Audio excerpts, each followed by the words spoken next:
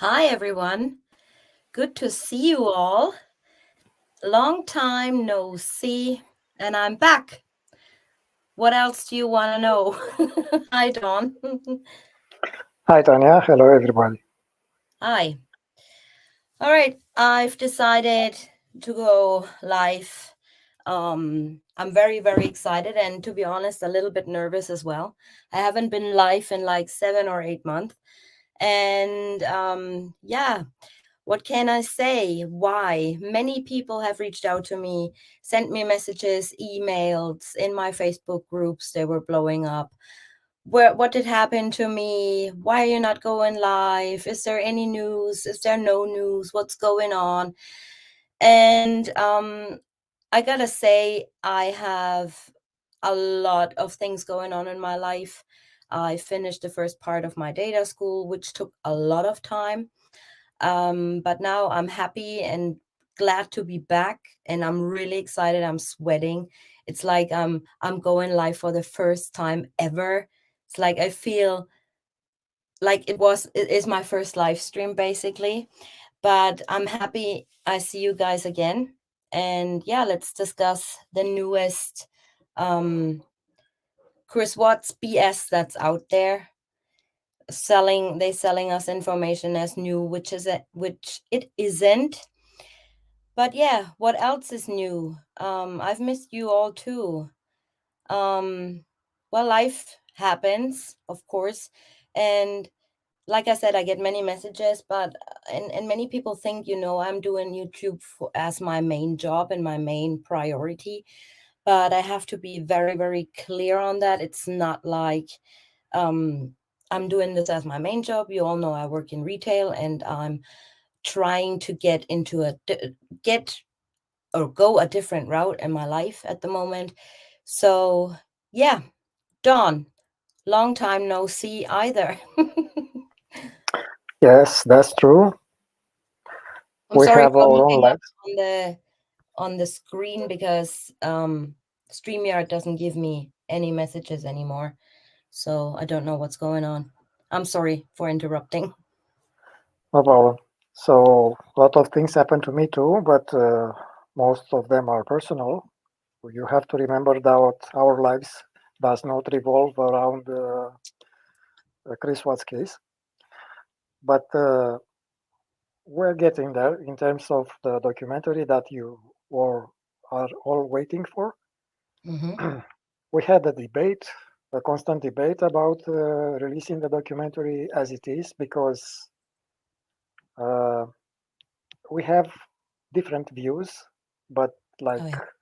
I'm more for practical results, like not just a Netflix documentary where you watch it and then you are more stupid than before watching it. But Yeah. in my line of work, I was used to see results in at most 6 months. Uh, but this happens in my country. Apparently, in the United States, it's something else. If you will want to talk about it, what is the outcome, probable outcome of this case in the end?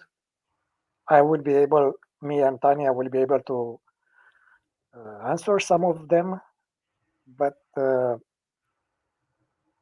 as I said, we are expecting specific questions. As for the content, it is almost done. Some of the content will surprise you. It, I still believe it is the most documented and explained documentary there is for this case. And for the rest of it, we'll see what reaction we'll get after it. Mm-hmm.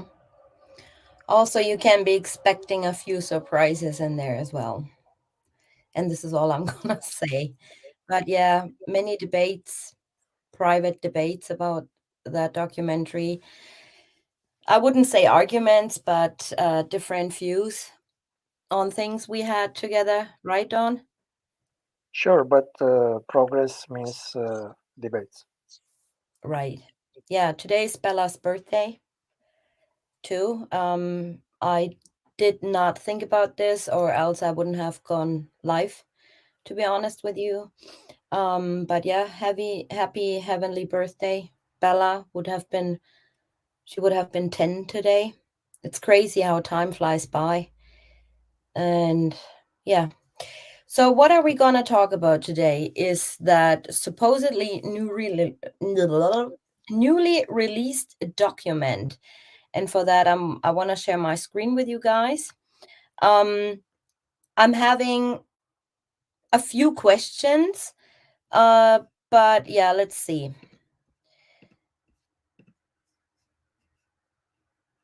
So we don't know exactly who the original source of this document is. Obviously, it is still in the discovery files we all have.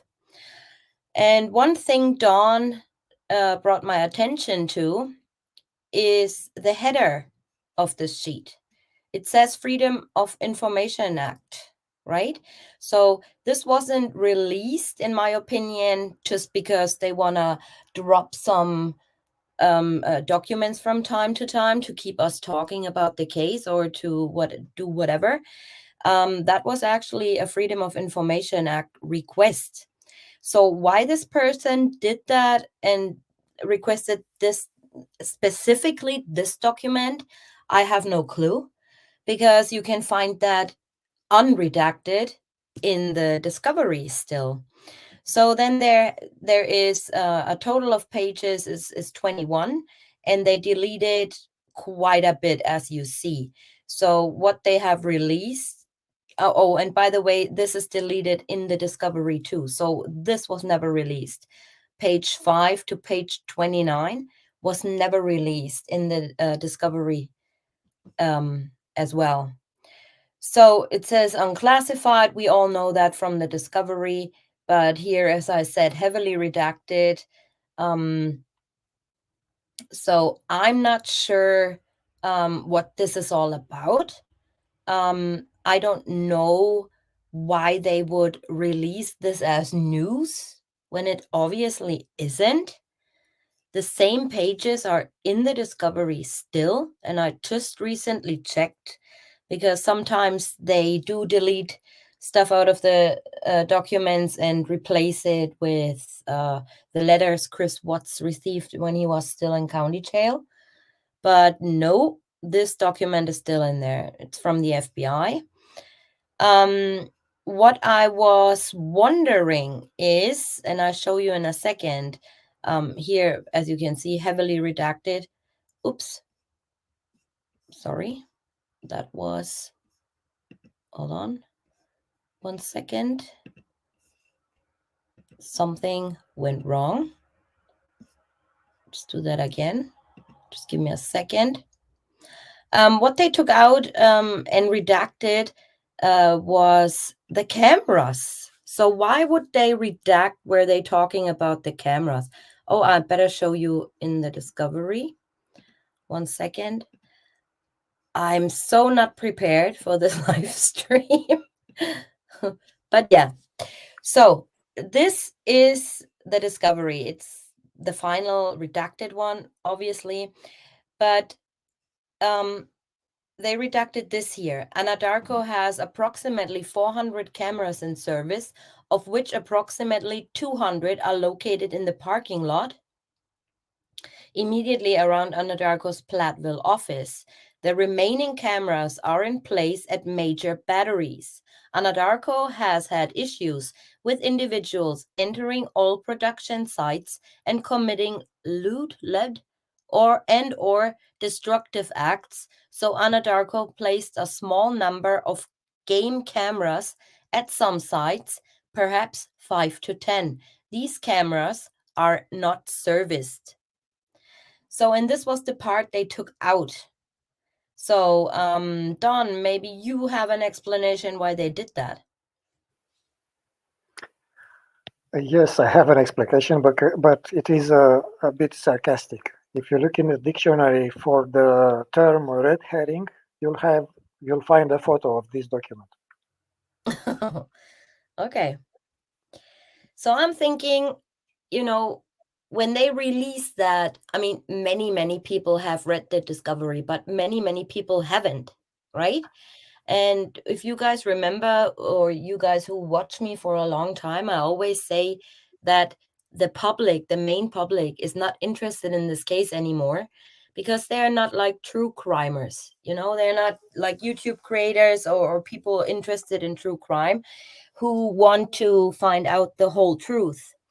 So by them releasing this document, taking out that part of the cameras, I'm expecting, or I'm thinking they did that because people might ask questions, right? People might ask, oh, hang on a minute. If they have cameras on sites, and we all know Survey 319 wasn't equipped with cameras, if they all have cameras, especially at the parking lot, over 200 cameras at the Anadarko parking lot alone, then why don't we see, or why has it not been released, for example, NK driving there, leaving her truck, at what time, with a timestamp, with her clocking in, and all these things, right?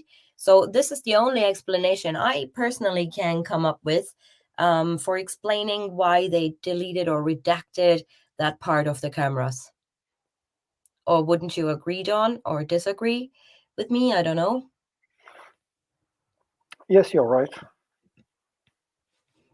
So I'm just trying to um,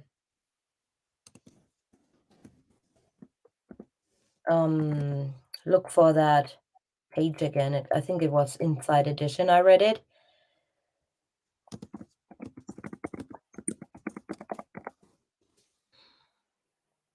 I mean, I can create a better document in half an hour. What's that? I can create a better document and apparently more official like this one than this one in half an hour. Right. And it clearly states it's a newly released file on that case. And clearly we already have it, right? And we all know what this is about. This is about, um, to put it in a nutshell, this is about that what was his name? Tuckwiller was interviewed by the FBI about the cameras and the work site as itself, and the GPS, and that they monitor through geotab. They monitor the seat belts, the weight, and all these things. You guys know I made several videos about geotab. um so why they would release that now, I have no clue. But yeah, it says here, Anadarko work trucks are equipped with GPS monitoring. Tuckwiller was not sure of the frequency in which the GPS updates in relation to a vehicle's location, but he believed it may update every 1 to 10 minutes. That's absolutely not true. Geotab doesn't update every 1 to 10 minutes. It updates, basically, it's a live feed. So each second you can see where a vehicle is driving along or where it's parked. So that's not true, up to 10 minutes.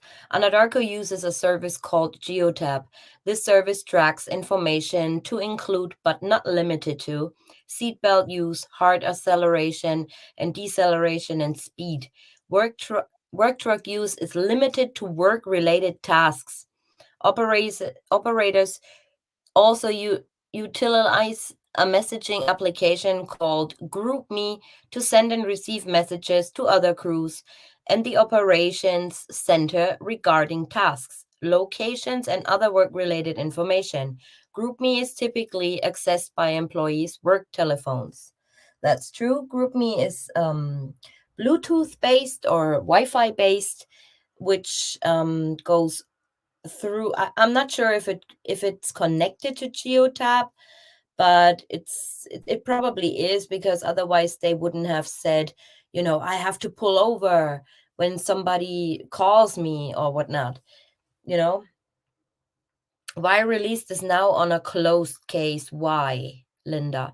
Well, um, like I said, the only clue I have, or can make sense out of it, is that it was in fact a Freedom of Information Act request. But why for these particular pages? I don't know.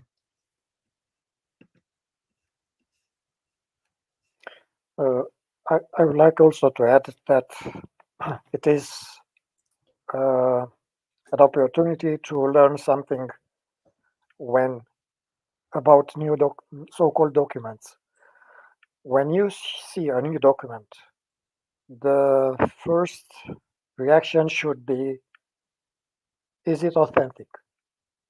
I Mm-hmm. don't care. I don't care if it is written FBI or CIA or Presidency of the United States.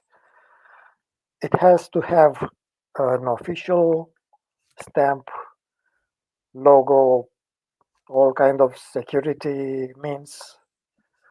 But if we're talking about this one, this is a joke in terms of security, a secure document. There is nothing that shows me the date when this was released. Um You mean the date when the Information Act request was placed? yes, I mean, it is not in clear, but if there is some kind of number of registration number that we can use to track if there is such release. There's a reference number.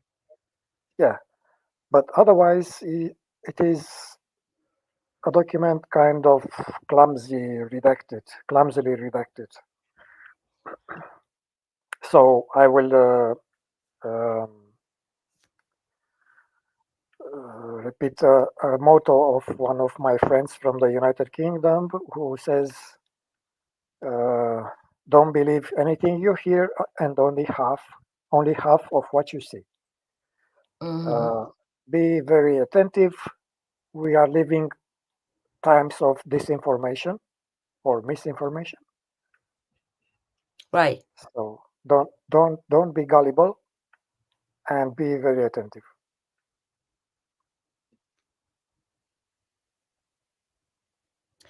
So here it is too. Batteries are not typically access controlled beyond simple secured gates. It was a gated area, Survey 319, but I doubt that this gate was ever closed. So I think it was open to everyone. And people could, you know, I have spoken or written to Mr. Survey at one point because I wanted to go see Survey, and he's a very friendly guy. And he actually also said, you can access the site, it's no problem, but you will have to go with an operator, obviously, because of security and safety reasons. So, yeah. So, this is not at all breaking news, you guys. I have no clue why. Like I said, the only thing I can think of is Freedom of Information Act request. Why somebody would actually request that document is, I have no clue. But that's not new. So we knew all of this before. Like Troy McCoy is mentioned, I believe, down here somewhere, which is heavily redacted too. They even redacted the names of the agents. So this is weird. I don't know. Does anyone have um information on how the FBI is redacting things? Because this looks like weird to me with those black framed. Don, what do you think? Usually it is a solid black rectangle, but as we know it from Weld County, right? Right. But all documents I saw, official documents redacted, are all solid black. Right.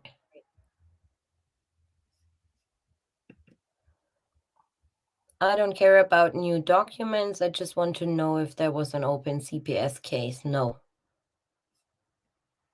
People are reaching, in my opinion. I don't believe for a second there was an open CPS case.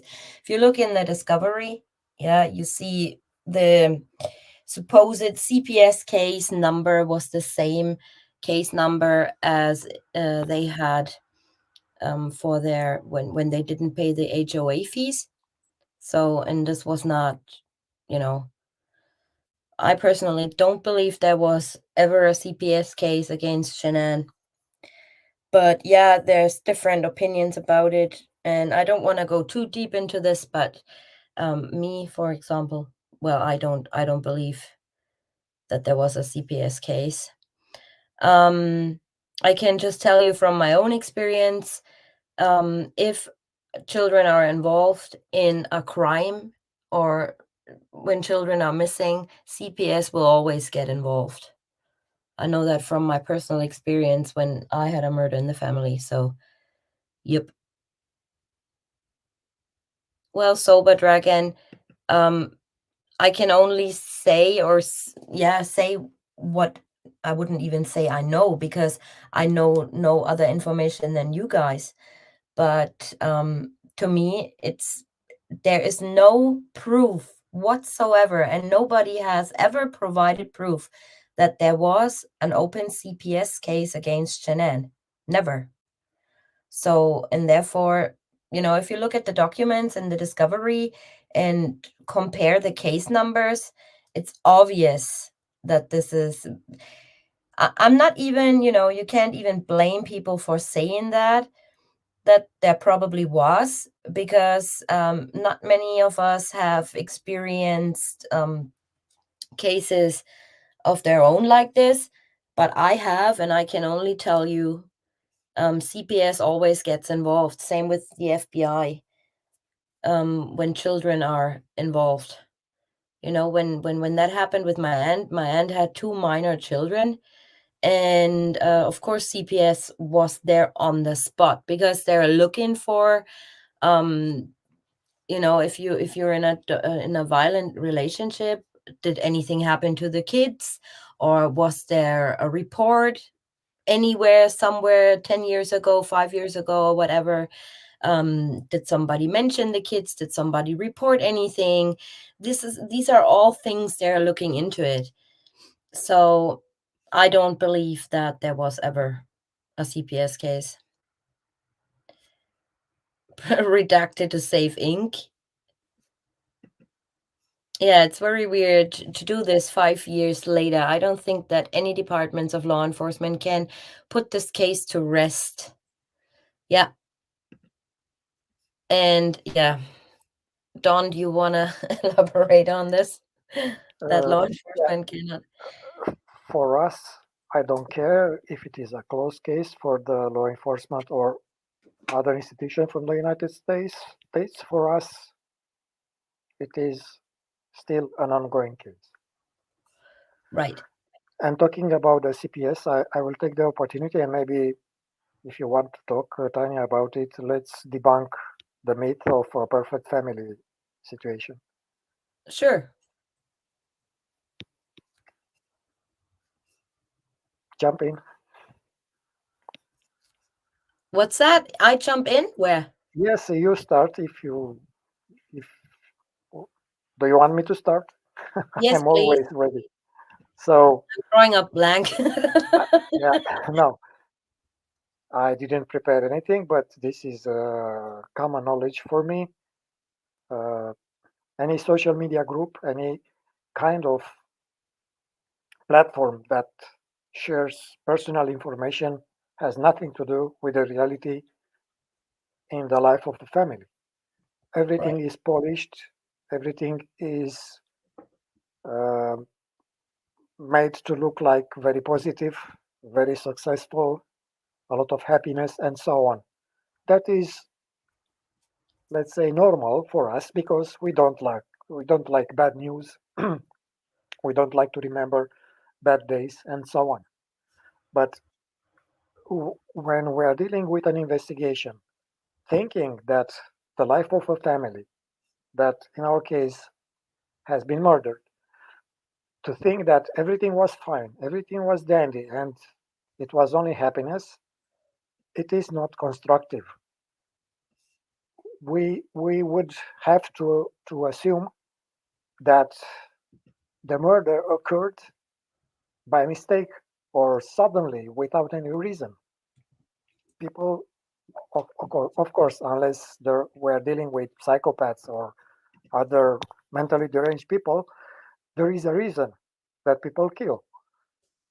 So, okay, I can understand that we don't like to talk bad about the victims, but in terms of investigation, it is not constructive to avoid such things because they are part of their life and they offer explanations for the killings.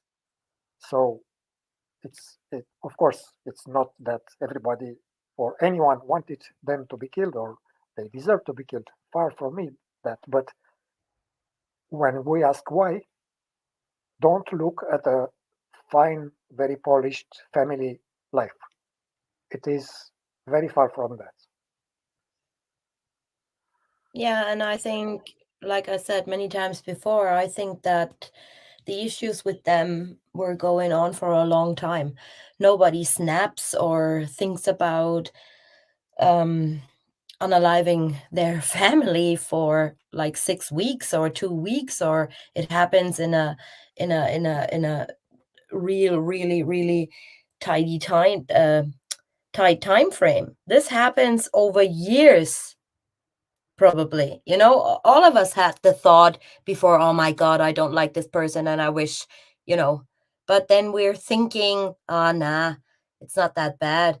But we don't know what situation a person can be in. And we are also don't know, everyone takes different situations in life very differently. For one, it's not so bad, and not making a fuss about it. For another person, they go home crying. We see that on a daily basis, especially these days when the people's minds are, everything is getting expensive.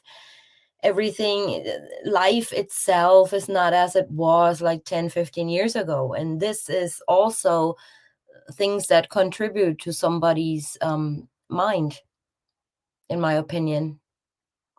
So I don't believe that Chris Watts snapped or thought about it because of his mistress. I think that thoughts of this, and he even states that, right? He was thinking about it for a long time.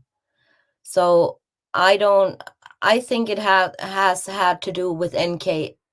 uh, it's obvious that it has to do with NK, but we have to look at the different aspects. Why would he execute such a plan? There must have been somebody behind him. And I'm not saying he had like physical help with it. It's not what I'm saying, but what I'm saying is this woman, and I don't want to speak up for NK by all means, but this woman showed him a different life, a life he did not know. And I think that contributed a lot to it. Yes, NK was the catalyst. It is not necessarily that she was the one who planted the seeds of murdering his entire family. Right. Yeah, that's so true. Law enforcement have to look at a case from every possible angle, even if it's unbelievable or uncomfortable to go there. Right. I saw a movie recently. I can't even, it was such a shitty movie. I can't even remember what the title was. But one thing somebody states, one of the actors that stayed with me kind of.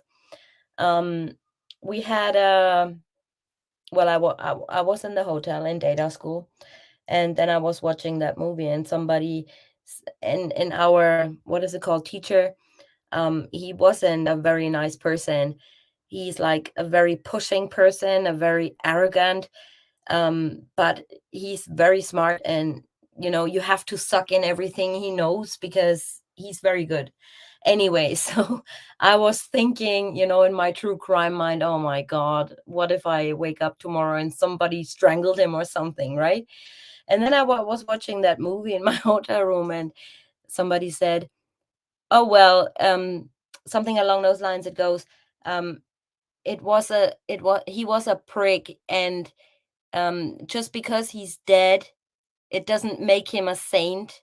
Then when you're dead, you're a dead prick, or something along those lines. And that just stayed with me, and I don't know um why it stayed with me in regards to this case. So yeah, just wanted to tell you guys this. Not saying by any means that Shanann was a prick or anything. It was just, it stayed with me. So speaking of that, you know, even though you don't, how many of us can say they really know a person, right? This is what I'm trying to say with this. So we only see what's there on social media. Of course, nobody deserves this. Nobody. But yeah, like Penny said, you have to look at all aspects. And we don't know this family, even though we think we do. So, of course, people saying, oh, there might have been a CPS case and she wasn't good to her children or whatever. And yeah, it's the view on things, like I said, for some it's nothing, and other people go home and cry. It's a, it's the case of perspective, to be honest. Explain NK Google September 2017. We all need to know why that happened. Why she left a well-paid job to do a lesser job at Anadarko. Where who she Googled was. Um well, first of all, she did not never leave her job. She was still employed at I forgot the company already. This has been so long. She was a contractor. Tasman was the company she was working for, and she always wanted an office job. She mentions that several times in her interview that she landed her dream job in the office. Explain NK Google September 2017. Well, I think the simplest explanations are always the best or the ones closest to the truth. So I just believe that she was out in the fields. When you're listening to her interview, she says, "Oh, it was a hard time being out in the oil fields for such a long time," and she was glad that she finally got the opportunity just to work in an office where she didn't have to go out in the fields anymore. And her dad in the other interview says the same thing. He says, "Can you imagine this little thing being out in the oil fields?" So my simple explanation for that would be maybe they met. He was an operator. He was out in the field. She was doing the environmental stuff. So there's a great possibility that they met out there. And then, if you have a crush on somebody, or you think, oh, this guy and that guy and blah, blah, blah, you start asking questions, and you Google people. I Google people if I want to know, something. Is there something? I just Google their names, and I think that's what she did. She wanted to find out in as much as she could about him, because she laid eyes on him. I don't even believe that she had a plan, so to speak, to get into Anadarko, but maybe she did. I don't know. But yeah, I think she's just Googled him because she saw him out on the field somewhere. What do you think, Dawn? I have a more direct answer. Every answer that you're looking for, it is in the DA's office, Michael Rourke. Yep. Every bit of information you're looking for, everything that the FBI did for Frederick police, because let's remember they asked for help from the FBI, and the FBI has better resources, knowledge, Hmm. equipment, logistics, and so on, intelligence too. So everything you ask us, it is in his office. What are you willing to do about it? Hmm. We live in Europe. You are American citizens, most of you. And according to him, we're all POSs. Well, If it wasn't for YouTube creators, they would have never gotten that far. You know, I'm thinking about the shadows and the lady, what was her name, Diane, who discovered actually that there was some kind of shadow that looked like a child under the truck. So if it wasn't, well, but she kind of like exposed him too, right?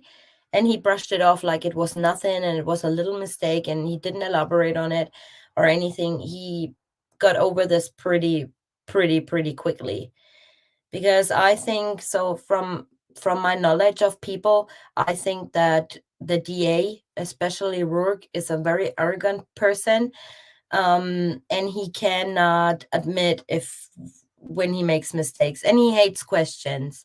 So if you question him or his method of investigating things or the method of putting documents together for the court, he doesn't like that at all. So he is getting angry and he's using swear words at you. So this is what I can tell you. It has crossed my mind that CW may not have done any of it, and the rest of his family was under threat. If he didn't take the fall, I know that's reaching though. Um, to be honest with you, Sarah, I was thinking that for a long time. That possibly his family was threatened, um, and taking the fall for somebody else.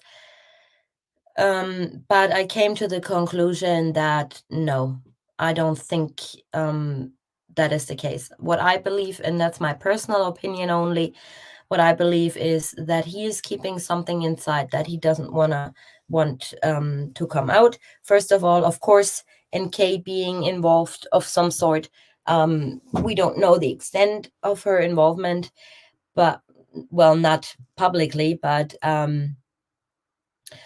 I believe that he just don't want to hurt his parents, which they don't deserve, to be honest. And I think it was way worse than we can ever imagine. And I don't think that he wants this to come out, because if you are reading a little bit into Chris Watts's mind, he always wants to be the good person, the helper, the nice person, the one who is there for everyone and does everything for everybody else, but not himself. um and he repeats several times, I'm not a monster. I don't want you to think any bad of me. He says these things, and this, I promise I didn't do this, I promise, and you gotta believe me, and I'm not a bad person, I'm a good person. He wants to keep this facade of being.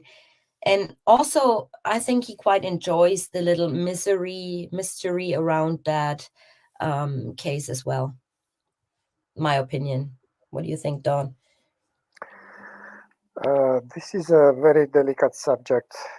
Um, I remember when Tanya and me tried to reach the Watts family, trying to help them uh, by, let's say, asking Chris to admit things that he didn't like to do previously. Uh, Sadly, um, I was, at least myself, I was disappointed because not necessarily by Chris, by his answers. I was expecting uh, to stay quiet, but his parents his parents disappointed me because uh, up to one point they let us believe that they accept our help, like many of us tried, and with all good intentions, lawyers, personal time, maybe personal money, and so on, only to brush us off in the end, because otherwise their son, would suffer in prison. And I know it's true. If Chris Watts would be in the general population area, he would live at most 1 week. But that's his problem. It's the effect of his decisions. But I stay. It's not about the threat on the family. It it is about being a coward and not Yeah. accepting to go to a trial. We will see very soon, and I'm not trying to be a prophet, but the Delphi case and the Idaho 4 case, I think are they will show us big surprises in terms of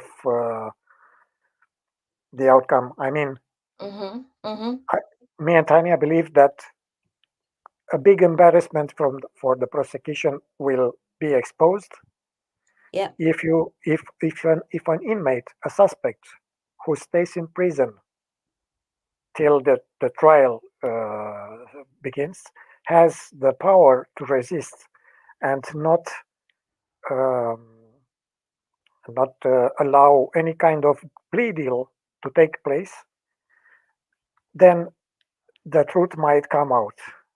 And I don't care about uh, people think if Kroberger or Richard, what's his name, Allen, is guilty or not.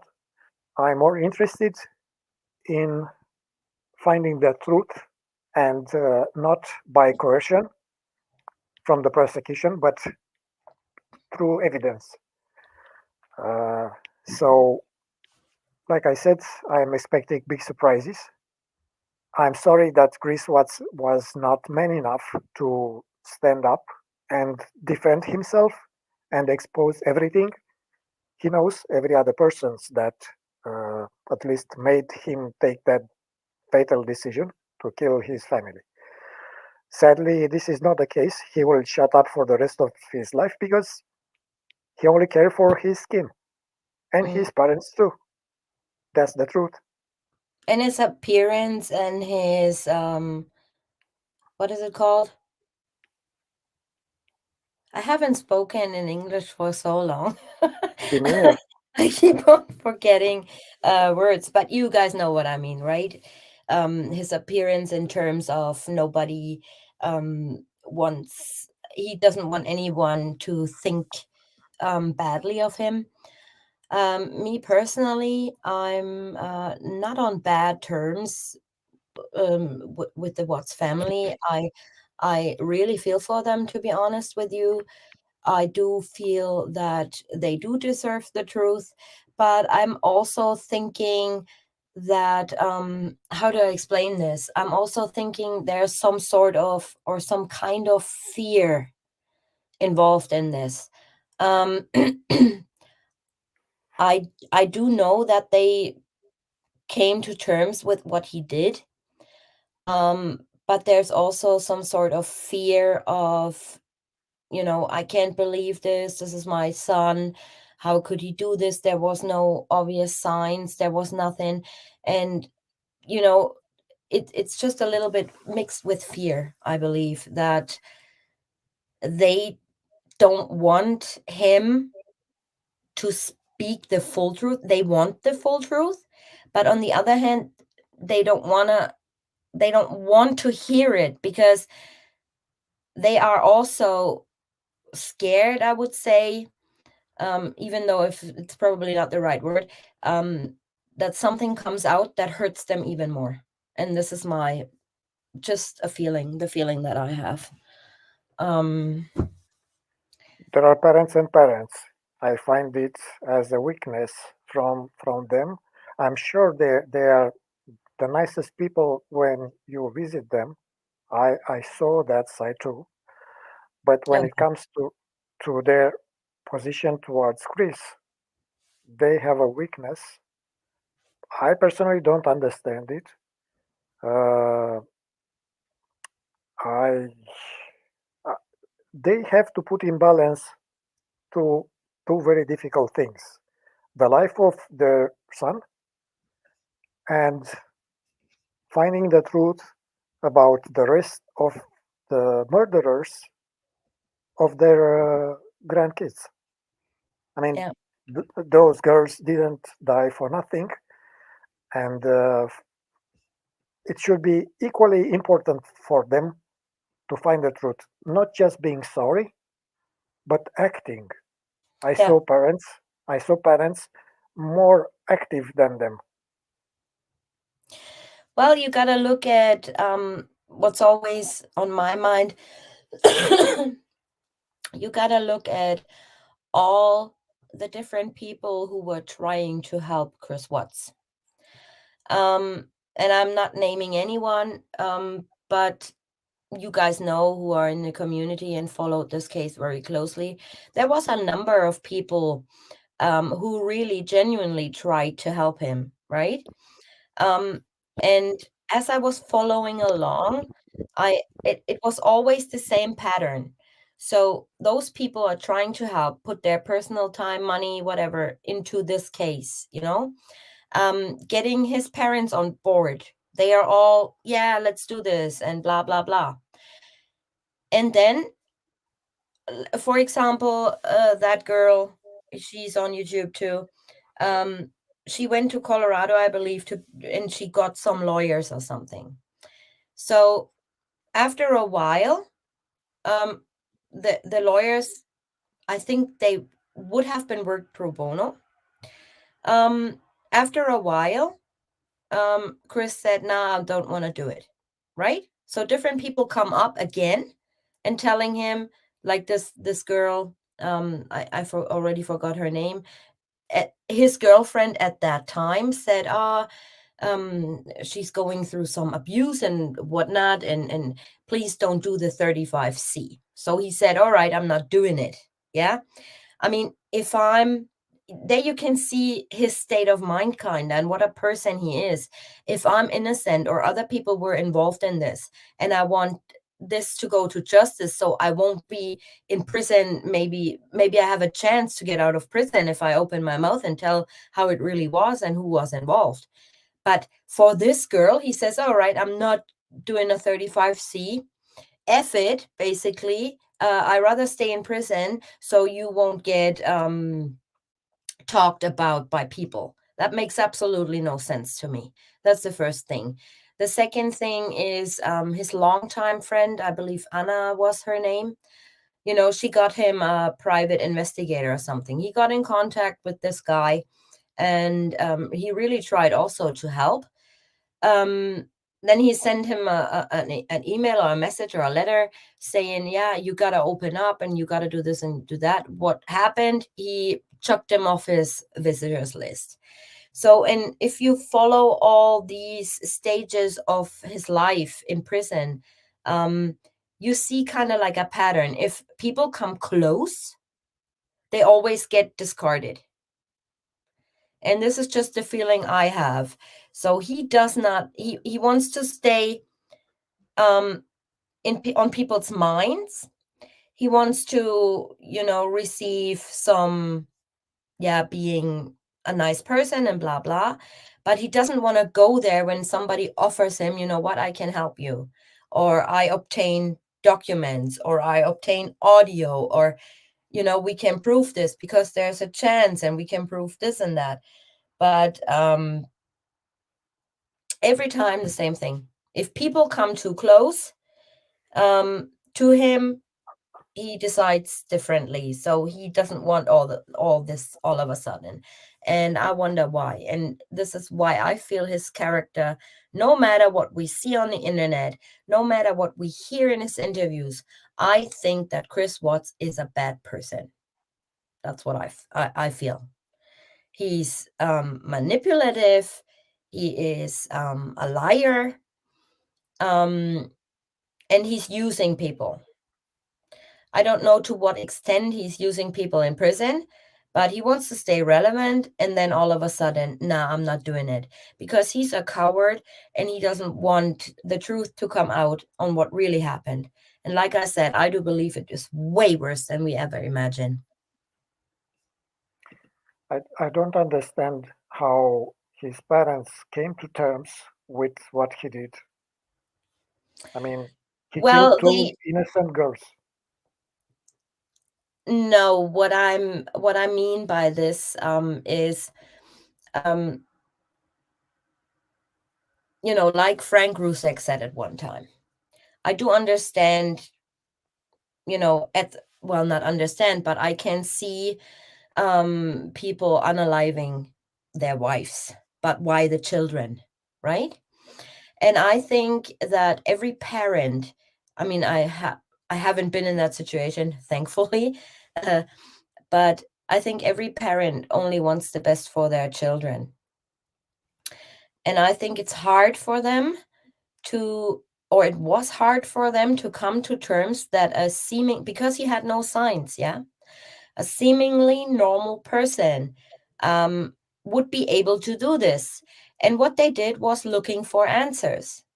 And when we laid out the proof and Chris couldn't have done this, Chris couldn't have done this, and they confronted him with things I found in the documents and in the data, and then all of a sudden he lost his memory.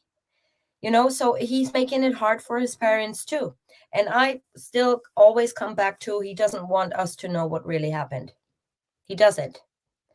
Not only because there are people probably protected, or people he wanted to protect certain people by taking the blame, by taking everything on him, even though he probably only was 90% involved and the other 10% other people did, in my opinion.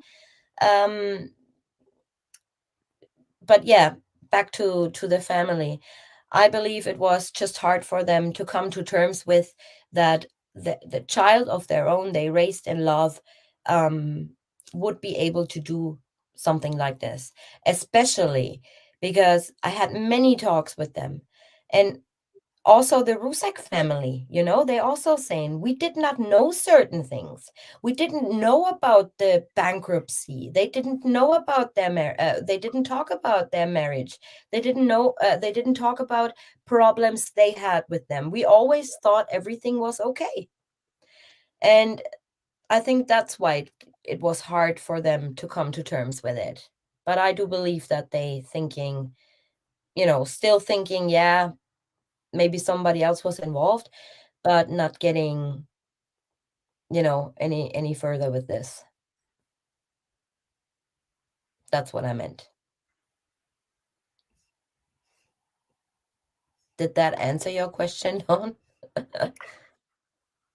Yes, I understand where you're coming from, but like I said, there are other parents who had a very different reaction, a very angry reaction towards their own children, and yet no, I mean, Well, I don't know. Maybe we don't see that because just because we don't see it on camera doesn't mean it didn't happen. Yeah. Maybe they were probably were angry at him. Why? And this can't be true. And also shocked, I believe. Very shocked. shocked. Okay, but not for 5 years. Uh, No. at one point, you have to decide what is right to do. Is it okay only to be selfish and think about only his own son, their own son, uh, having a good life in prison, or is it okay to find the whole truth and those uh, killed deserve the truth and justice that we're looking for? And sadly, all I see is they uh, they chose to care only for their own son well-being in prison.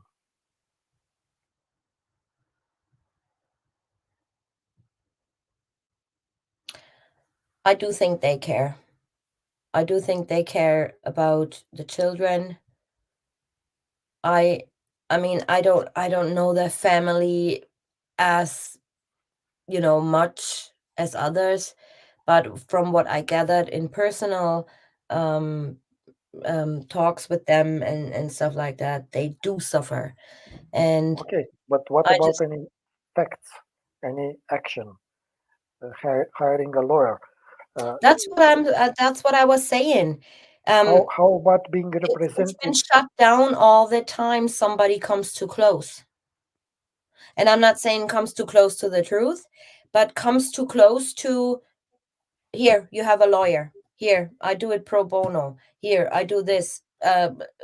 Private investigators, journalists, things like that. And it's all been shut down. So close, and it's always been shut down. And this is what I don't understand. I don't get it. Why he says all of a sudden, no, no, we're not doing it. To me, everything speaks by itself.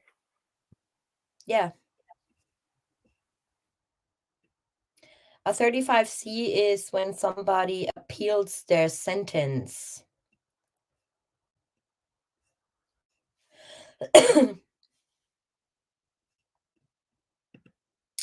CW finds it easy to discard his family. He did the same to his parents when he met SW. Didn't talk to them for 2 years, I think. He finds something new and moves on. That's exactly what it is. Finds new, moves on. The target was Anadarko. What do you mean, Barb?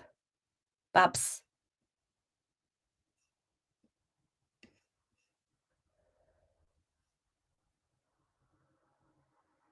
He resent his children, but after he started with NK.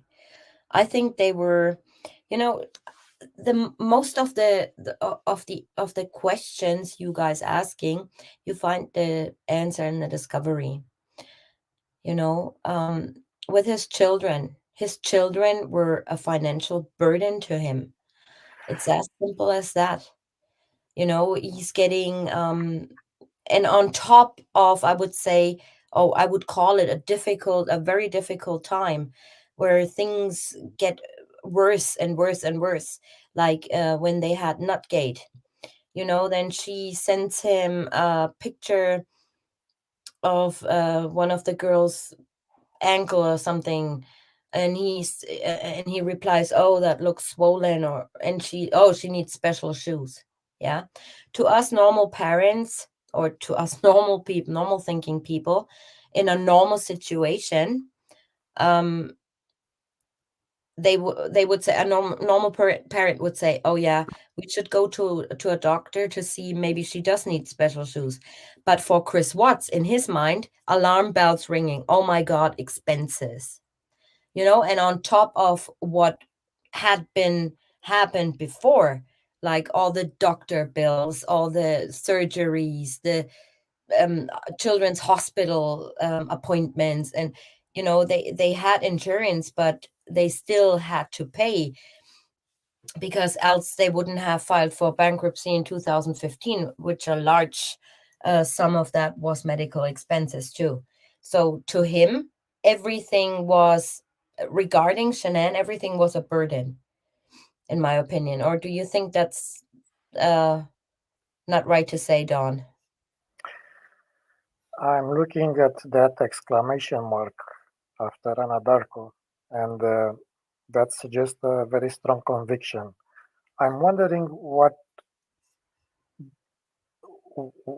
evidence backs up that strong conviction. You think that Anadarko was involved, you mean? No, Or no, no. I'm just trying to be nice and explain that, of course, everybody has the right to his her own opinion, but strong conviction should be backed up by some sort of logic, evidence, and so on. I would be curious what facts stand behind that strong conviction. well, in the start, we all thought Anadarko was involved at some sort, but I didn't. I personally didn't find any evidence. Same with this company Shanann worked for in North Carolina. People were Yeah, saying they were involved too, but there's no evidence. I didn't pay attention to those facts. Neither am I. Because they're saying, yeah, this guy, the owner of that car dealer shop, was after her, and that was like a setup, or you know, I mean, this guy could have easily went to the house. He knew where, and I believe her dad and brother are still working there from time to time to help out or something. Um, yeah, Dan Markle case. Never heard of it. Dan Merkel is who's asking about him? Um, why is it that the Dan Markle case the prosecutor has prosecuted for already? Donna arrested now, yet the prosecutor accept CW version so quickly. Dan Merkel is one of the top cases in the United States right now. Uh, Dan was a very respected attorney, a Jewish attorney, and his brother-in-law was convicted to life in prison for hiring two hitmen, and he was killed, shot in the face twice uh, in his driveway. And Donna is his mother-in-law. She was arrested recently, and she is expecting to get a trial. She was arrested for being a conspirator with his son, that, like I said, was already um, convicted. Why the prosecutor accepted, the DA accepted easily?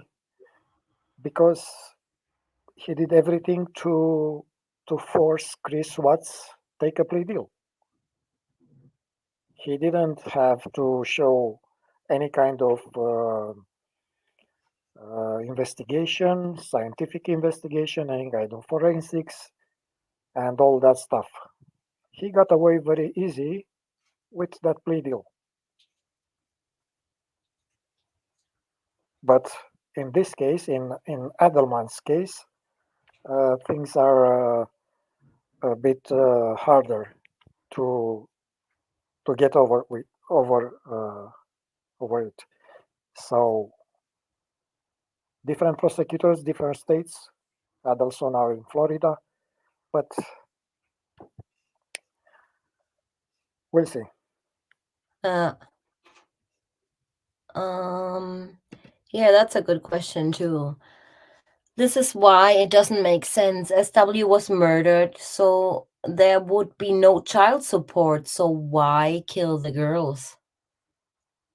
This is we talked about this many times, Don. Why the girls? Why the girls?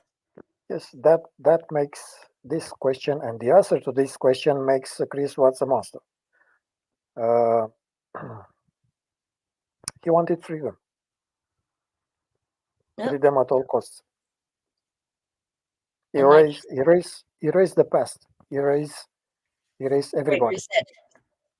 Yes. And I think that, he was also saying the kids were talking back at him, and kind of like were rude or whatnot and ran to their mom when, Yeah. Yeah. Sure.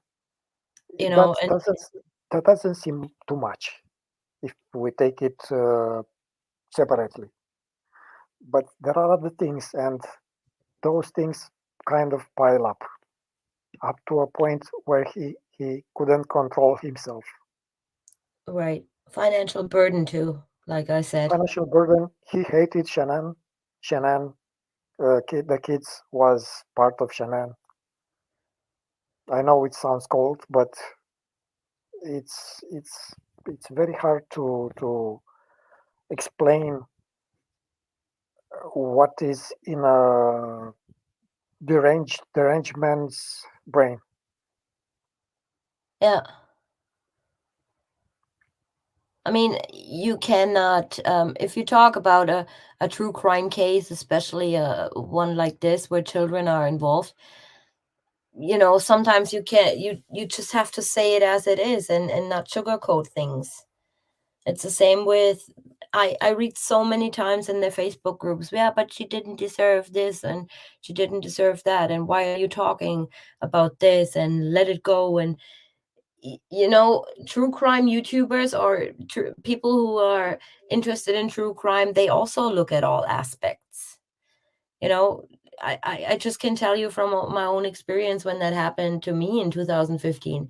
They were turning my aunt's life upside down. They were checking, was she involved in anything? What was she involved with? Uh, Interviewed friends, family, everyone. They didn't make a stop by, oh, this woman is now cannot defend herself, let's stop investigating. This is not how it works. Everything will be looked at, everything. So, and that's also the reason I don't believe there was a CPS case, because I do believe that Colorado or Weld County doesn't work um thoroughly, but I don't think that they wouldn't have looked at this aspect if there was something, and this wouldn't have come up in public, because so many cases there are where people are saying, oh, the father unalived his family, or because he wanted to, or even children unalived their parents because they wanted to get out of the abuse or whatnot. So things like that always will be made public, in my opinion, and I don't think they would have held that back from the public at all. Especially, they needed like breaking news, they needed something to shine with, you know, because they cannot do anything else, in my opinion. Oh, I don't like that bunch at all. Oh, absolutely sociopath, and a psychopath too. I have the impression that people are wasting their time with NK Rustex Watts. All this is to protect someone else. And if not NK and the Watts, and Chris Watts, who else do you think Dominica is he protecting?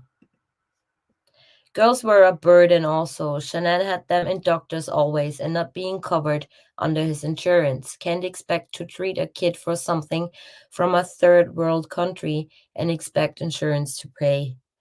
Yeah, these are different things I read about this when she said, when some new illness came up and she said in a group or something that they had it.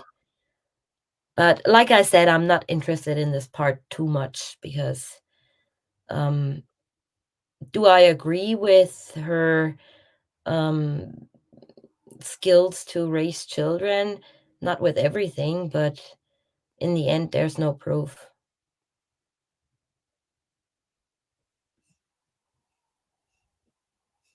And I don't understand why this is always coming up. Is it because some people believe to this day his first quote unquote confession?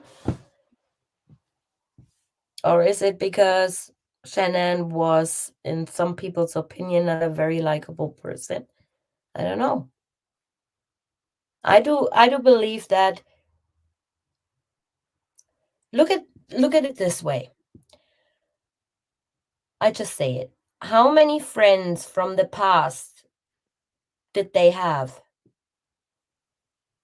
I believe there were none, except what's her face? Lauren Arnold. She went to high school with or something. Everyone or every friend from their past were somehow not involved in their lives anymore. Then she went to work at the children's hospital. Then she had friends there. You don't hear them ever again after she starts a new job. Then she has friends from the new job. Then starts another job, has friends there, and the previous ones are never heard of again. Then in the end, she had her Thrive friends she was involved with before she died. So I'm pretty sure that if she have had another job after the Thrive or tried out something differently, she would have I wouldn't say forgotten, but she wouldn't have how being in contact with them for any longer. And this is just my feeling. Or what do you think, Dawn? It's just like none of her old friends or childhood friends or anyone came forward ever, which is Don't, really weird to me. let's not forget that the United States is a very big country and distance has a role too. Uh, Other than that, Chris Watts was a very secluded person. He put his influence to his own family. Uh, Very few neighbors knew something about them. They they didn't participate to any kind of neighborhood reunion, if I'm not mistaken. Uh, so I think everybody kind of forgets about their past friends when they change their place of living, and even when they change their job. But it is not understandable why don't you make new friends at the new location. And I don't see them very open and very, let's say, friendly. They they lived mostly inside their house.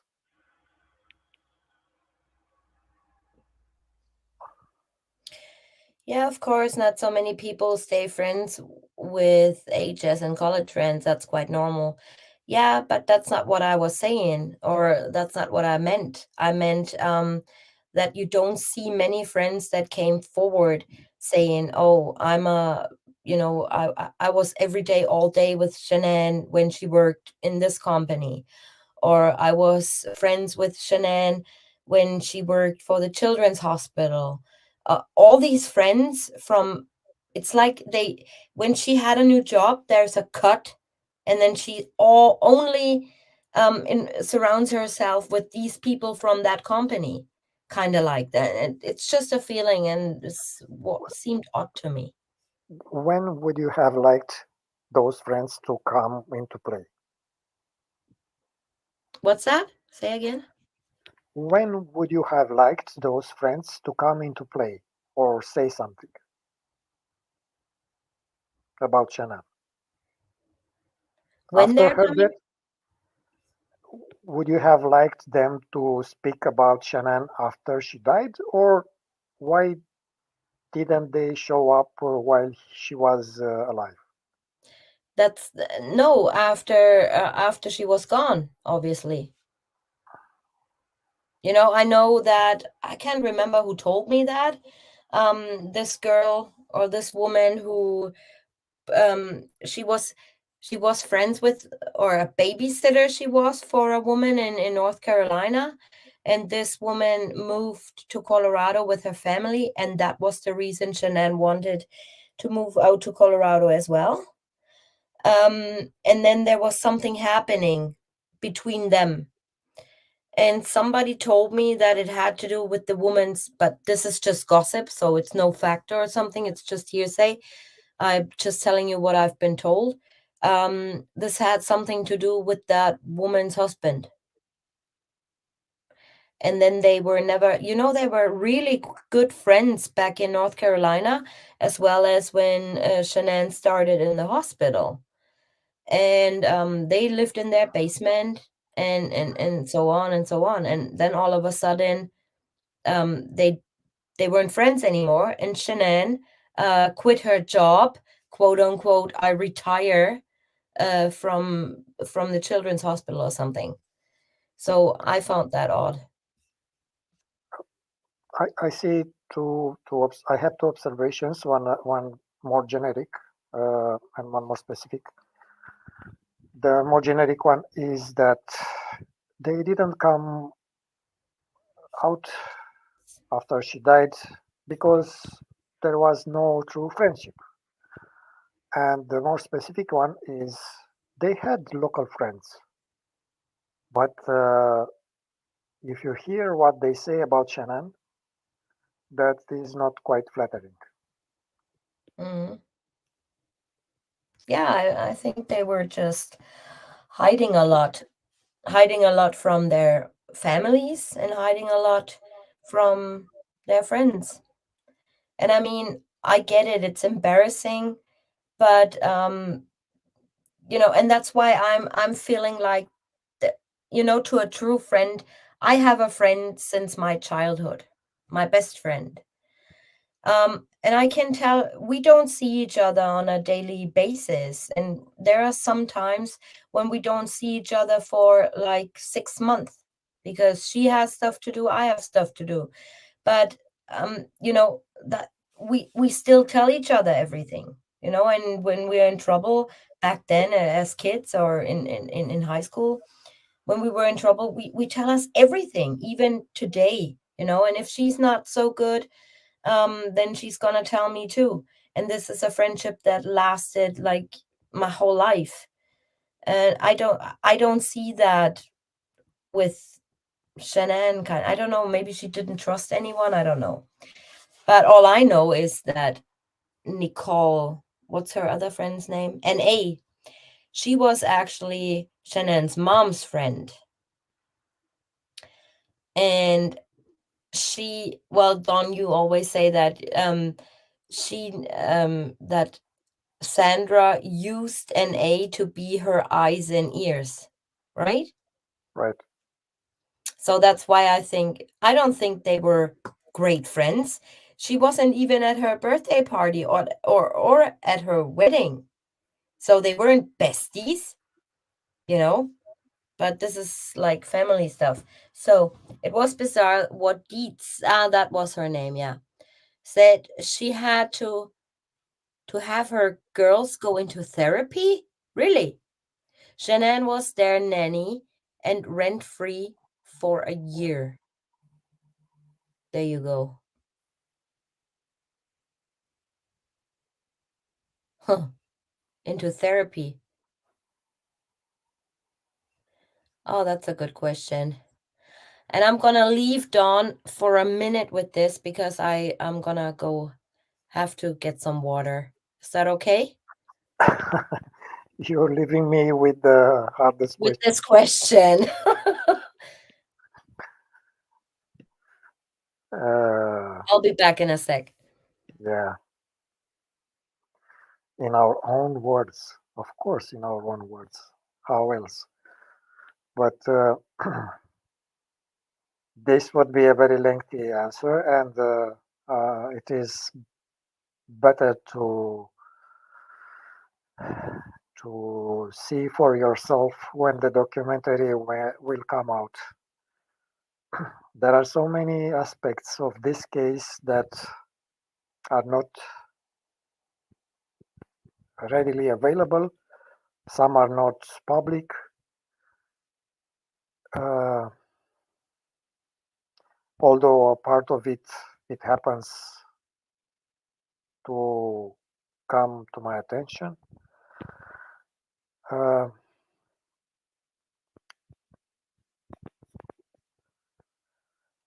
the the most important question would be why. That is what I saw most often happening. Why an apparently very kind person, very kind man, loving man, husband, father, killed his own children? Well, the answer is not simple. It is a long list of bad things that started to pile up. Um, like Tanya said, he thought all the time that he has to do something, otherwise bad things could happen to him. Uh, Many say, okay, why didn't he divorce? As a man, all I can tell is in every country, men don't have the same rights as a woman when they divorce. Sometimes they are treated like second-hand citizens, and I don't find right. I mean, the spouse, the wives have a special kind of understanding from the judges only because they are the mothers of the children. Yet,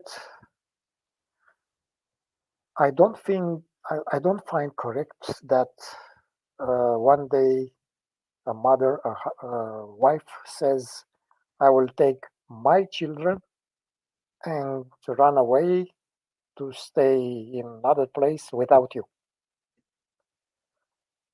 How come our children became my children?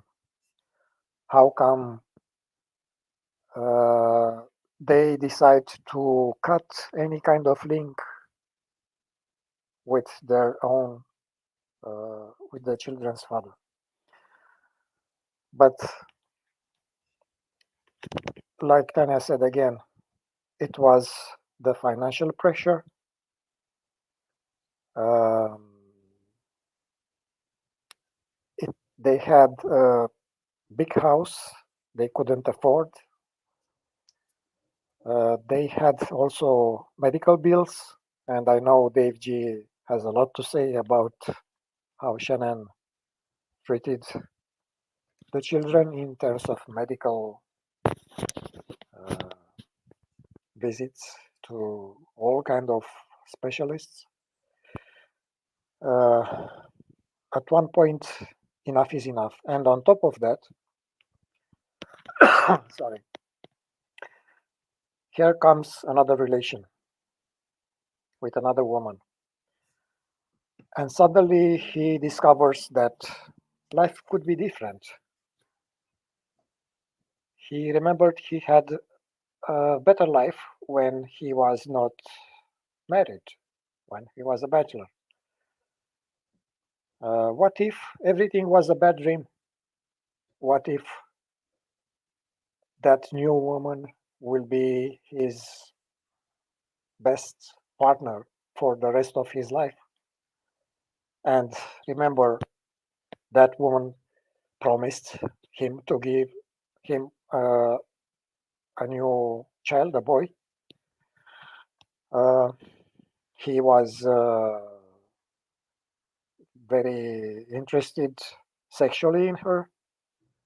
And again, as a man, I have to admit, men have very little, let's say, uh, meaning for deep relationships. Give a man a good sex life and good food and They do everything for you.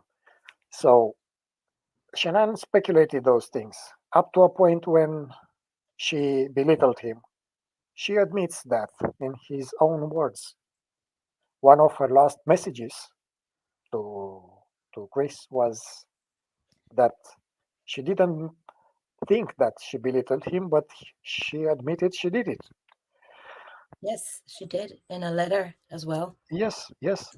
So it is a lot of there are a lot of things that piled up, and at one point, I mean, he expected one solution to all that nightmare. Sadly, somebody helped him with knowledge, how he could do it, how he could get away with it, and he embraced that solution. Not totally, but in the end, everything went down up to the unbelievable things of gruesomely killing his own children. I know that there are still people who don't want to believe that, but until there is no contrary evidence, I will believe this is the truth. Had he help? Yes, he had.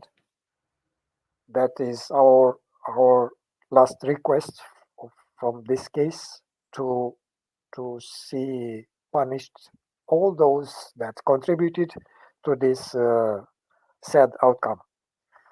In terms of what happened, like the timeline, like I said, you have to see the documentary, and I'm sure that all your doubts or questions will be answered.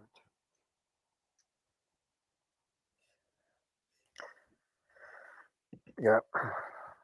Okay, I think this is directed at you if you want to. So you're blaming her, so what I guess are the blame for being blind? You should listen to yourself. Um, I have to be careful what I say because I would have a very harsh answer. This is a very provocative question. I hope you all see that that speculates and twists my words. So I prefer to not comment on that question. Okay, so no. Um, mm, nobody is blaming anyone. It's just, mm, like I said before, you have to look at all aspects of the case. And if you want to get to the bottom of something, why a person did what they did, then you have to look at everything. So, and this has nothing to do with blaming anyone. But I No, think people let's should put it be. this way. Okay, I have to say it. Was Shannon the mother of the year? No. Was she the best wife? No. This is my answer. Do I think that she deserved to die? No. Right.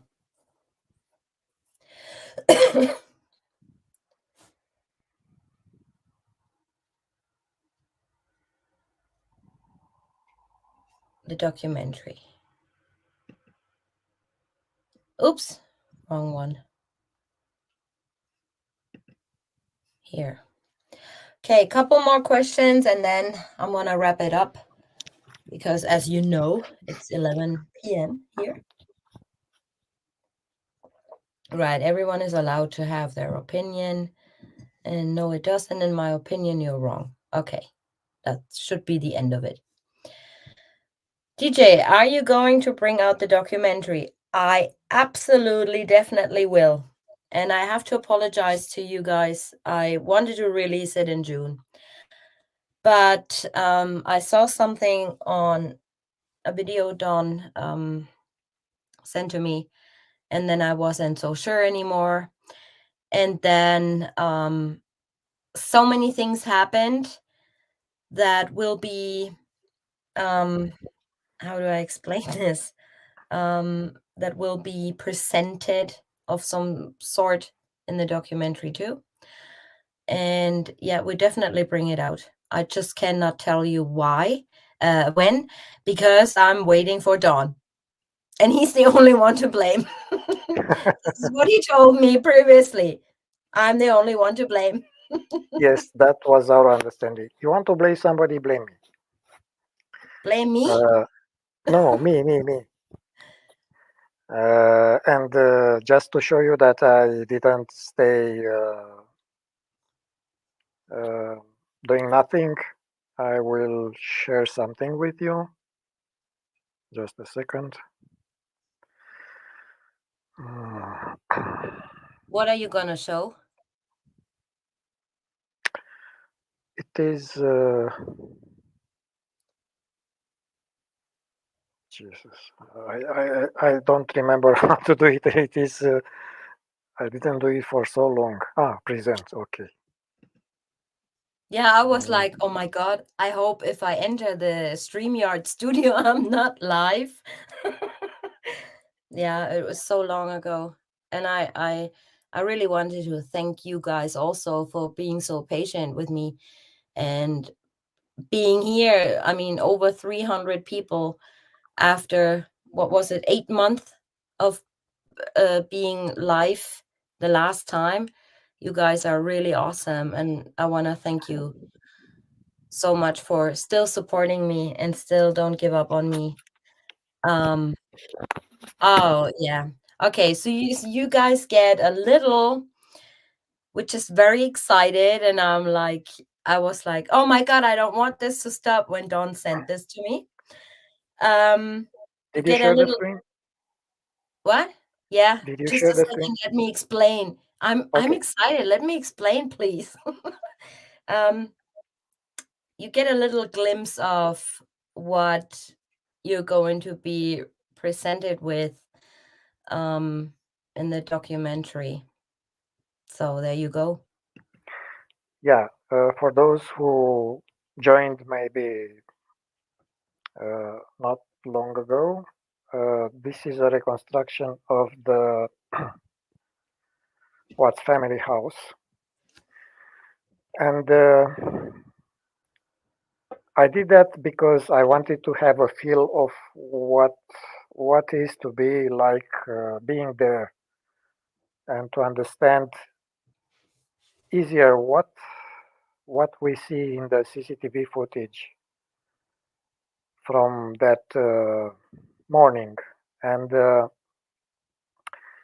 as you can see, we can look up and down all around. I created this model using two photos I found on the internet. I didn't have the opportunity to go there, but it is possible to reconstruct a building using at least two photos. So this is the second view from a drone. This is street level. And then after I created the building and put the cars and one person, I started to look from different direction. Um,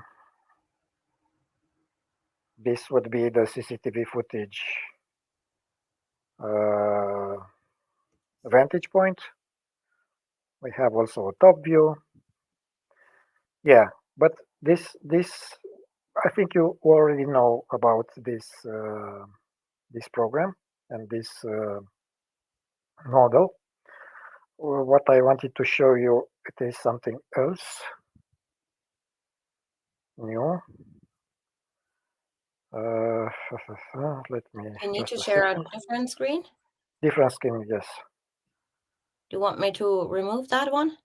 Yes, remove it, and I will show another one.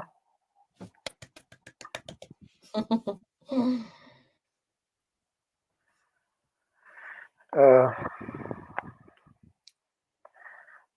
I mean, what you see so far is something more schematic, more like not so realistic view, but let's try something else. Share. Just a second. Share screen.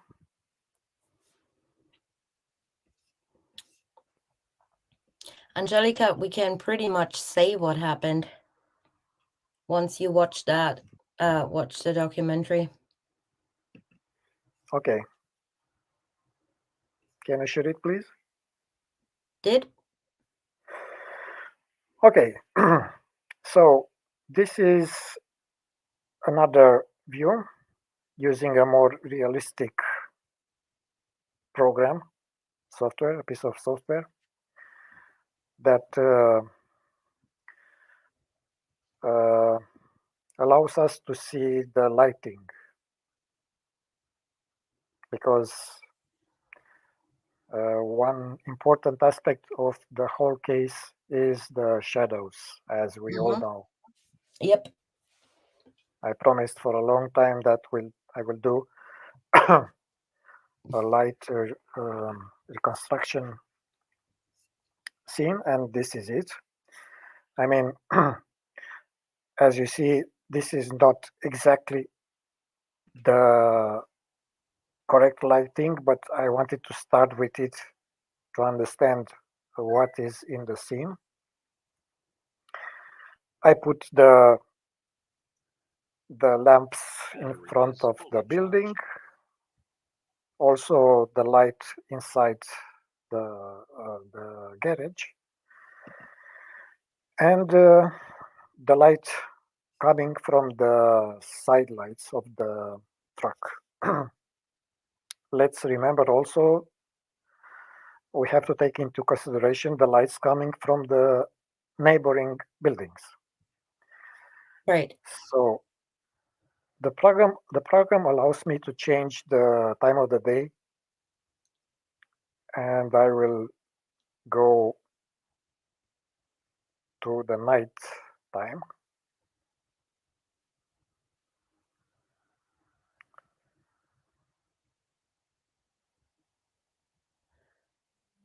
There you go.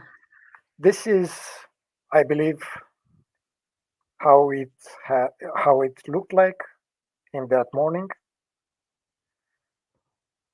You see the shadows. Let's look down at the feet of the man in the scene. There are two shadows, one coming from behind and one coming from uh, front view. The lamps in the front of the building throw a shadow in the back of the person, and vice versa. So when we see at one point a small shadow coming from the garage towards the person, towards Chris Watts. That little shadow gets light from behind, from the main light, from the most intense light, which is the light inside the garage. Of course, it is the garage has to be well lit, and the lights in front of the house are more ornamental, decorative ones. Nevertheless, they throw shadows too. So if you can see, the shadow is not particularly well defined. You remember, Tanya, when you said, "Oh yeah, but we don't see the details. Uh, we should see head, feet, torso, hands, and so on." Yeah. Well, that is not quite true because, and it is even more true if you look from the other angle behind the car. You see, from such a very slant angle, you can't see too much detail. But what I want you to pay attention to is another thing that might change your opinion in what happened. Sorry. Okay.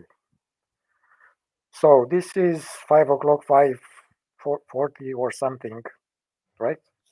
5:34, I believe, Yeah. when she walks out. This is the normal hour when Chris Watts went to work every day, right? Nothing changed. He didn't hide. He didn't change his schedule. He didn't. Uh, the lights outside the house were lit. He didn't try to hide anything.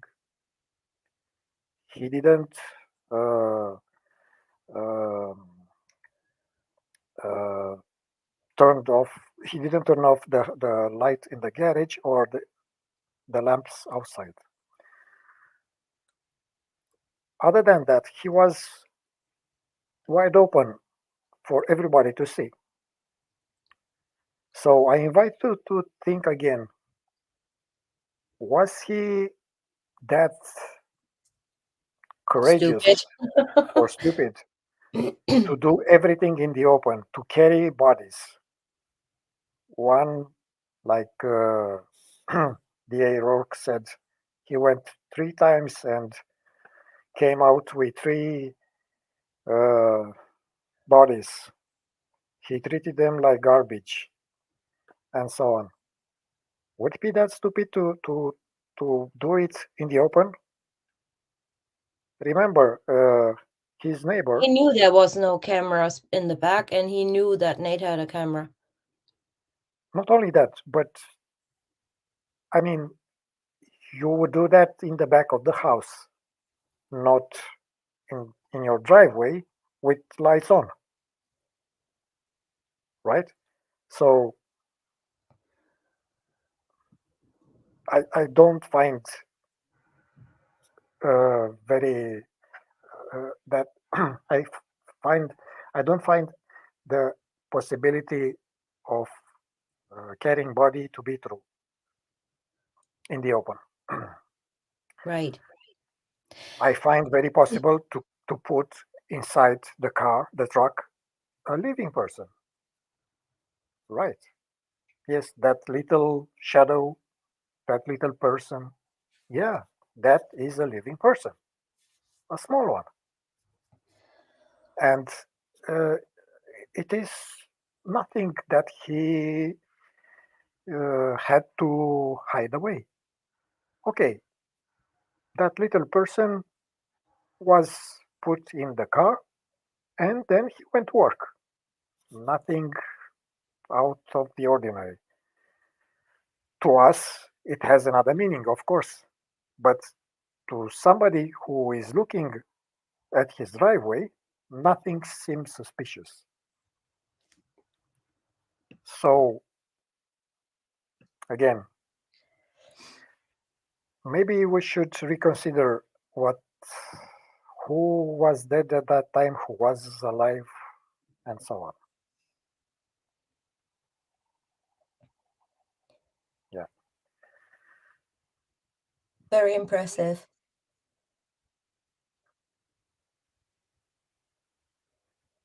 yeah. By the time he went to work, it was the sun was up, and it was kind of this way. Yeah, Amazing. yeah. I mean, this is nothing that every anyone else in the know couldn't do. It happens that it's me that I show it to you, but I'm sure the FBI has the same Oh, possibilities. absolutely. Absolutely. I have no doubt about it. That's why I said that if you want more answers, you have to knock on DA Rourke's door and ask for answers. He sits on a pile of documents that are answers to your questions. All we can do is to raise awareness. This is, I wanted more. I wanted to come with some kind of irrefutable proof to solve this case, or at least uh, create the conditions for a new trial or whatever, a new investigation. Sadly, I cannot. I mean, I know things that you don't know, but this is not enough. It is not my job to do justice in this case. As an European citizen, all I can do is to ask you to defend your rights, your right to uh, free information, your right to free speech.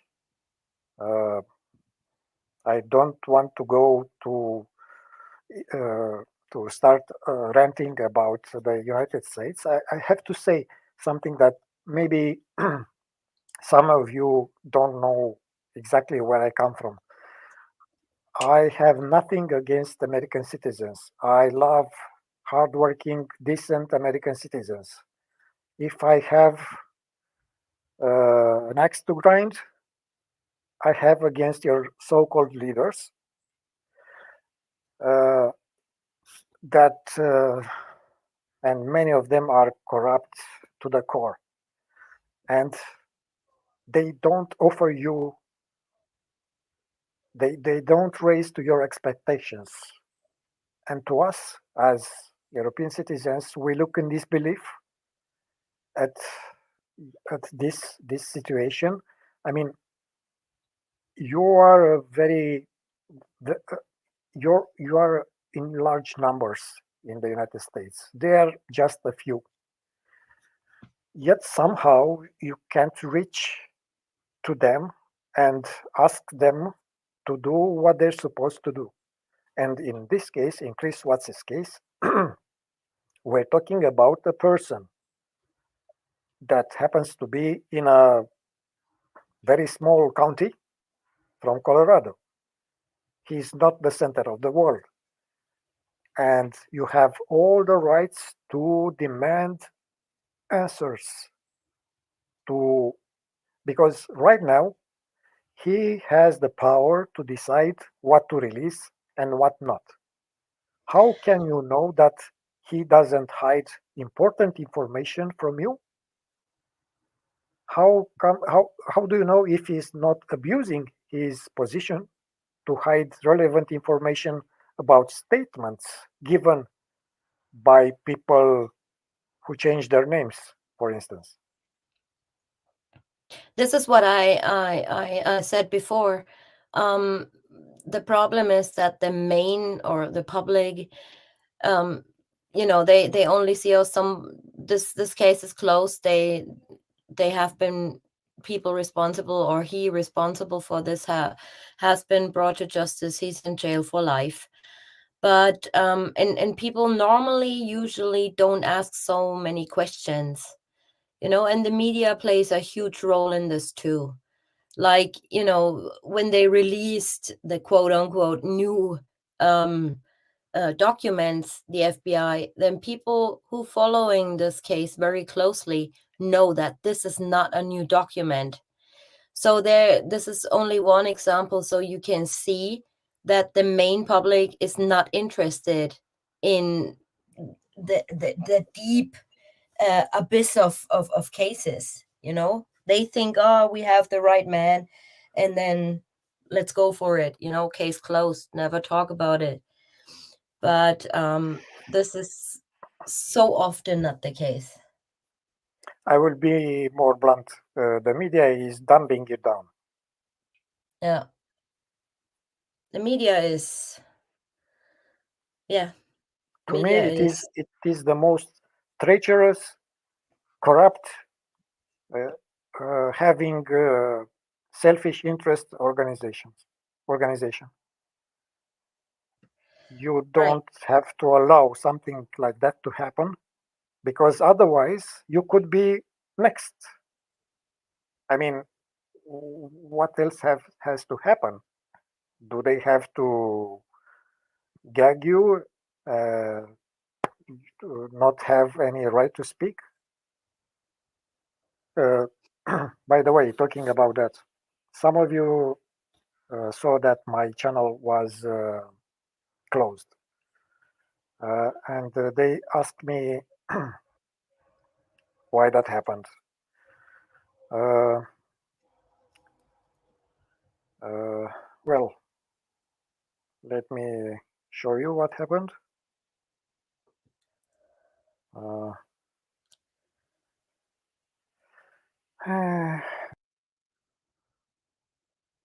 Oh, he's gone.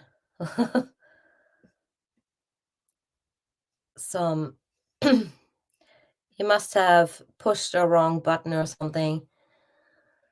Um, guys, I'm all for freedom of speech and stuff like that, but please be nice to each other in chat because I see some comments and they will be deleted by my moderators.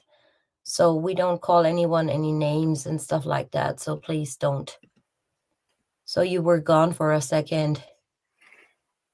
yes, you predicted it right. I inadvertently hit the wrong button. Yeah. You want me to show?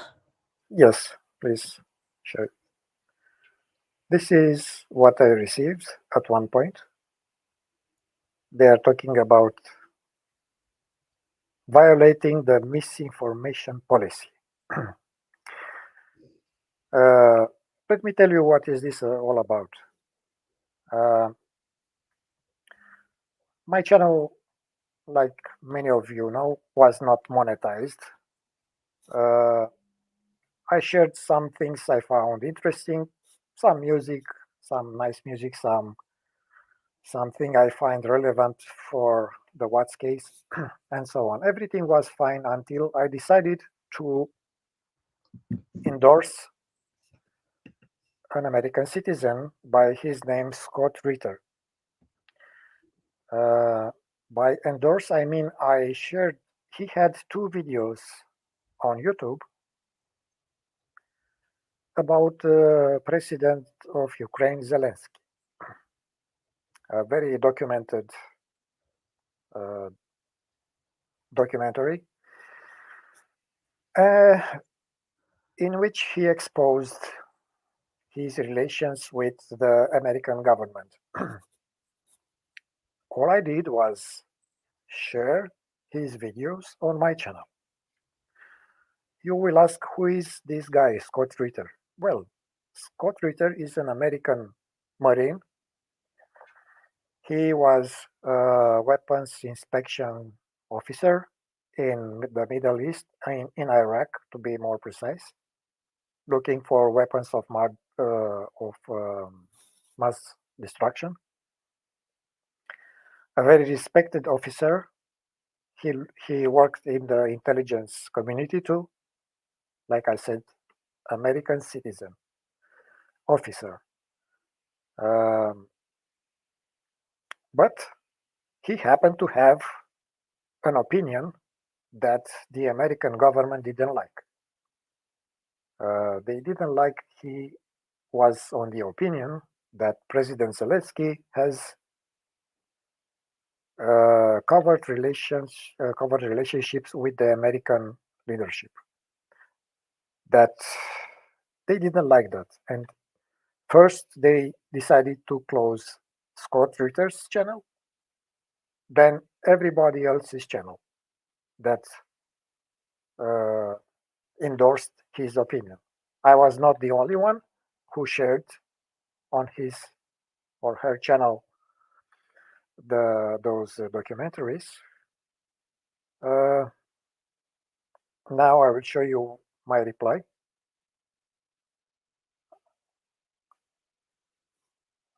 Please read it yourself.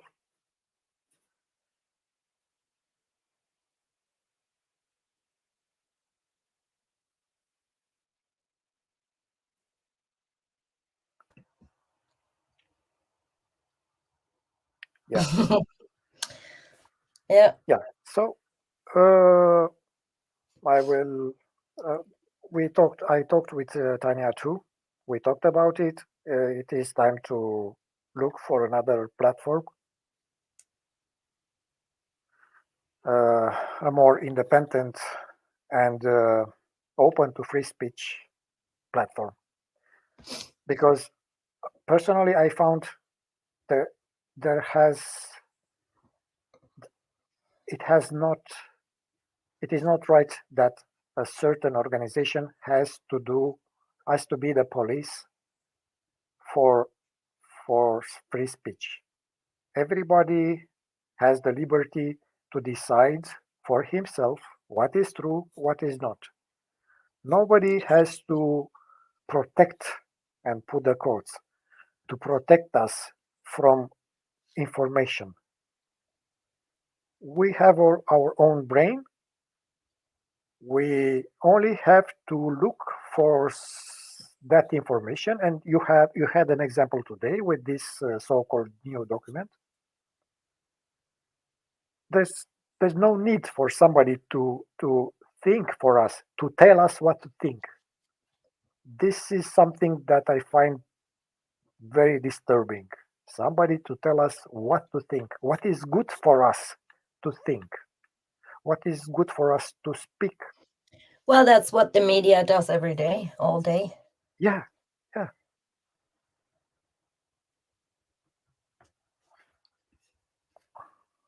Yeah, so true.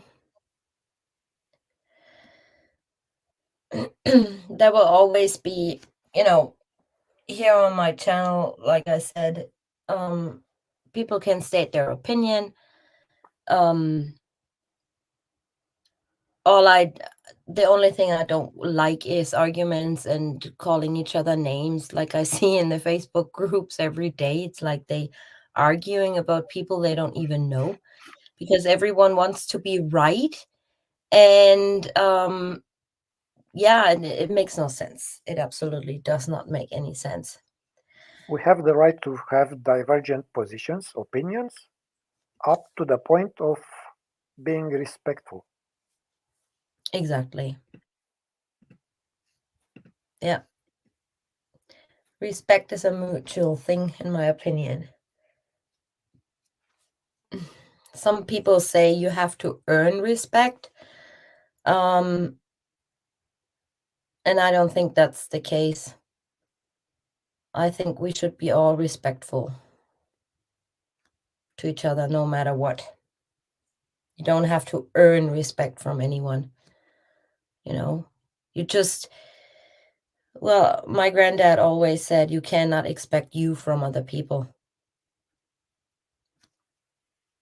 And ever since I say that to myself all the time, I'm a lot calmer. We were talking about this recently, Don, right? Yes, I forgot to tell you, I invite you to look for Scott Ritter. It is SCOTTRITTER.